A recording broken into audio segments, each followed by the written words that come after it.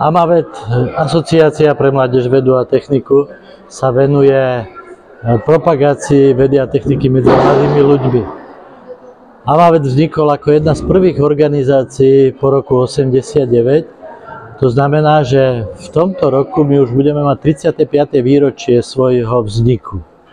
Vznikli sme hneď po zmene v roku 90 v máji. A odtedy sme zožali kopu úspechov. Napríklad pred 5 rokmi sme dostali od ministerky školstva ocenenie ako propagátor vedy medzi mládežou, čo nás veľmi teší. Naše činnosti boli zameriavané zo začiatku na propagáciu vedy. Brali sme veľa skúseností z Francúzska, z Nemecka, zo Spojených štátov amerických. A dnes už tvoríme svoje programy aj sami. Máme väčší počet mladých ľudí, ktorí už dnes sa z nich stali profesori a učia po vysokých školách. V Žilinskom kraji pôsobí niekoľko klubov AMAVETu. Dva také významné sú v Žiline.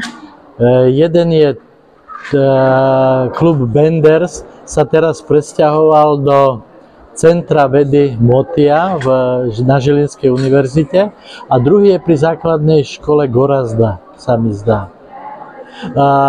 My v Žilinskom kraji pôsobíme v meste Martin a sme jeden z najaktívnejších klubov a signatárskych klubov AMAVETu, pretože náš klub bol jeden z tých, ktorí vôbec AMAVET založili.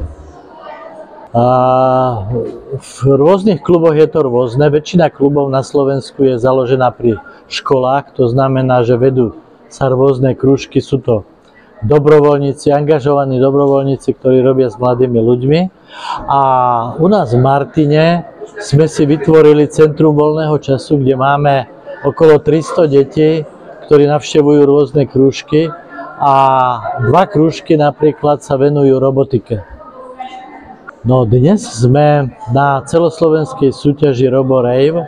Je to súťaž, na ktorú sme získali afiliáciu zo Spojených štátov. Je to súťaž autonómnych robotov a v tomto roku my už organizujeme 10. ročník. 2 ročníky neboli, lebo bola korona. Ale celosvetovo sa v tomto roku bude organizovať už 22. ročník, ktorý bude v Číne. My tu vlastne máme za úlohu vybrať tým, ktorý nás pôjde reprezentovať do Číny. No, takým najväčším úspechom bolo asi 3. miesto na celosvetovom finále v Spojených štátoch amerických, ktoré vtedy bolo. A minulý rok víťaz našej súťaže skončil tiež ako víťaz v Austrálii, avšak nebol zo Žilinského kraja. Sme zo Žiliny všetci a tak venujeme sa prevažne robotike a elektronike. Koľkokrát do týždňa sa stretávate a ako prebieha vaša taká tá príprava na takéto súťaže? Záleží, že ak máme už hotové, tak týždeň, raz do týždňa, ak nie, tak 2-krát do týždňa. A čo vás najviac na robotike baví? No, asi oživovanie toho robota, teda po programe, keď ho urobíme, tak keď ho nahráme a všetko funguje prvýkrát.